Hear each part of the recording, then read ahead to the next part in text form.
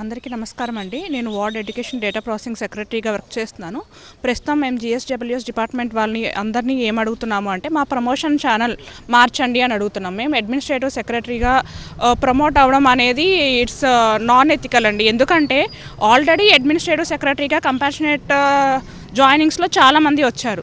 So మాకు education secretary నుంచి admin secretary కాకుండా అదర్ డిపార్ట్మెంట్లో either junior assistant or technical assistant whatever we fit to be దాంట్లో మాకు ప్రమోషన్ కల్పించండి అని అడుగుతున్నామండి. నేను వార్డ్ ఎడ్యుకేషన్ సెక్రటరీగా వర్క్ చేస్తున్నామండి.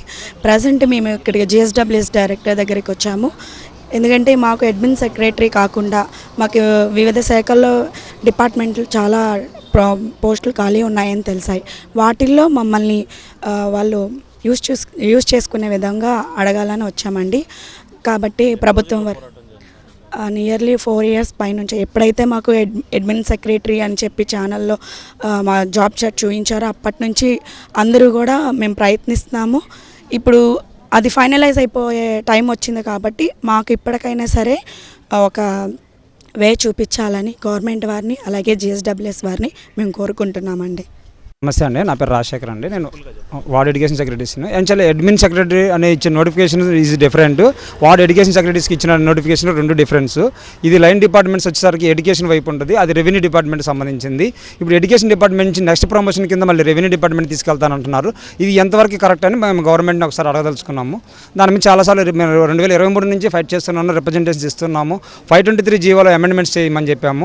ఇప్పటివరకు దాని మీద ఎటువంటి ముందడుగు చేసినట్టుగా కానీ మాకేం కనిపించట్లేదు. దాన్ని ఒకసారి పునరాలోచించుకోమంటున్నాం. ఇప్పుడు ఎడ్యుకేషన్ సెక్రటరీగా 5 సంవత్సరాలు మేము సచివాలయం చేశాము. మళ్ళీ మాకు అడ్మిన్ ప్రమోషన్ ఇచ్చి మళ్ళీ మేము సచివాలయంలో ఉంటున్నాము. మిగిలిన డిపార్ట్మెంట్స్ మాత్రం ప్రమోషన్ ఛానల్తో వేరే డిపార్ట్మెంట్స్లోకి వాళ్ళు వెళ్ళిపోతున్నారు, వాళ్ళ మదర్ డిపార్ట్మెంట్స్లోకి వాళ్ళు వెళ్ళిపోతున్నారు. మేము మాత్రం ఇంకా సచివాలయంలోనే ఉంటున్నాము. మేము రిటైర్మెంట్ కూడా రేపు సచివాలయంలోనే చేసే పరిస్థితికి వస్తుంది అనేసి మమ్మల్ని ప్రభుత్వం మా ఒక సమస్యలను పరిష్కరించమని చెప్పి మేము కోరుతున్నాం అండి. గ్రామ వార్డు సచివాలయంలో పనిచేస్తున్నటువంటి వార్డు సెక్రటరీ డిపార్ట్మెంట్లో ఎడ్యుకేషన్ సెక్రటరీస్గా మేము పనిచేస్తున్నాం ఒక 5 ఏళ్ళుగా. ఇక్కడ మా promotion channel line department, mother department లేదనేది మా యొక్క ప్రధానమైన భావన. దానికి సంబంధించి జిఎస్డబ్ల్యూఎస్ డిపార్ట్మెంట్కి కానివ్వండి ఇతరత్ర రిప్రజెంటేషన్స్ చాలా ఇచ్చున్నాం. దాని మీద వాళ్ళు ఆలోచిస్తామన్నారు. ఇంకొకసారి మరి సవ్యంగా వాళ్ళు మనవి చేసుకోవడానికి వచ్చాము. ఖచ్చితంగా జిఎస్డబ్ల్యూఎస్ కమిషనర్ గారు మాకు మంచి నిర్ణయాన్ని మాకు ఆపాదిస్తారని చెప్పేసి మేము నమ్ముతున్నాం. Thank you. నా పేరు రాజశేఖర్.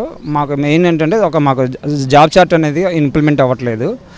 జాబ్ చార్ట్లో ఉన్నటువంటి సర్వీస్ రూల్స్ మాకు ఏది కావాలి మనం అనుగుతున్నామో అవన్నీ కరెక్ట్గా ఇంప్లిమెంట్ అయ్యేలాగా చూడమని చెప్తున్నాము. అలాగే మాకు రేషనలైజేషన్ కూడా ముందు ప్రమోషన్ ఛానల్ డిసైడ్ చేసిన తర్వాత మాత్రమే రేషనలైజ్ చేయమని చెప్పి మేము ప్రభుత్వాన్ని కోరుకుంటున్నామండి.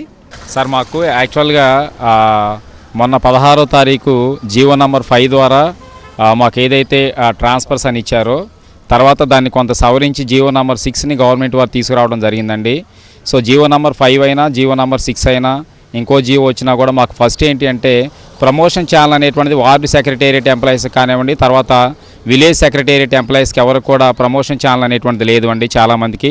సో దయచేసి గవర్నమెంట్ వారిని మీడియా ద్వారా మేము వినియోగించుకునేది ఏంటి అంటే దయచేసి మాకు ప్రమోషన్ ఛానల్ ఫస్ట్ క్రియేట్ చేసిన తర్వాత మాత్రమే మీరు బదిలీలు చేపట్టాలని చెప్పేసి మేము కోరుకుంటున్నామండి. అలాగే సర్వీస్ రూల్స్ అనేటువంటిది ఏ గవర్నమెంట్ ఉద్యోగస్తుడికైనా కూడా ఉండాల్సిన నియమ నిబంధనలు కాబట్టి దయచేసి మాకు సర్వీస్ రూల్స్ ఫ్రేమ్ చేసిన తర్వాత మాత్రమే బదిలీలు చేపట్టాలని చెప్పేసి మేము గవర్నమెంట్ వారిని విన్నవించుకుంటున్నామండి. తర్వాత వచ్చేసి రేషనలైజేషన్లో ఆల్మోస్ట్ చాలామంది ఎంప్లాయీస్ ఎవరైతే ఉన్నారో వాళ్ళని వేకెంట్గా చూపించారండి. ఆ వేకెంట్ ఉన్న వాళ్ళని ఎక్కడ వాళ్ళతో ఫిల్ చేస్తారనేటువంటిది గవర్నమెంట్ వారు క్లారిఫికేషన్ ఇవ్వలేదు. దయచేసి ఆ రేషనలైజేషన్ కూడా కంప్లీట్ అయిన తర్వాత మాత్రమే బదిలీలు చేపట్టాలని చెప్పేసి మరి మీడియా ద్వారా మేము గవర్నమెంట్ వారిని విన్నవించుకుంటున్నాం. ఎందుకంటే వార్డు సెక్రటేరియట్ తర్వాత వచ్చేసి విలేజ్ సెక్రటేరియట్ ఎంప్లాయీస్లు అందరూ కూడా యంగ్స్టర్స్ ఎక్కువ ఉన్నారండి, ఎనర్జెటిక్ పీపుల్ ఉన్నారు. సో నేను ఏదైతే సీఎం గారు ఆర్టిఫిషియల్ ఇంటెలిజెన్స్ని మేము ముందుకు తీసుకెళ్ళి మరి దాని ద్వారా మేము ఏదైతే రాష్ట్రాన్ని మరి ముందుకు తీసుకెళ్తామని చెప్తున్నారో తప్పకుండా దానిలో మమ్మల్ని కూడా కంప్యూటర్ నాలెడ్జ్ ఉన్న మమ్మల్ని తర్వాత ఇతర శాఖల్లో ఉన్న వాళ్ళందరూ కూడా చాలామంది కంప్యూటర్ నాలెడ్జ్ ఉందండి. వాళ్ళందరినీ కూడా మీరు ఏదైతే చెప్తున్నారో ఏఐ టెక్నాలజీ దానిలో అందరినీ కూడా పాలిభాగస్తులు చేసి విజన్ 2047లో అందరినీ కూడా మీరు ఒకసారి భాగస్వాములు చేయాలని బదిలీల విషయాల్లో ఒక్కసారి మీరు ఆలోచన చేయాలని చెప్పేసి మీ ద్వారా మేము గవర్నమెంట్ వారిని విన్నవించుకుంటున్నాం. Thank you.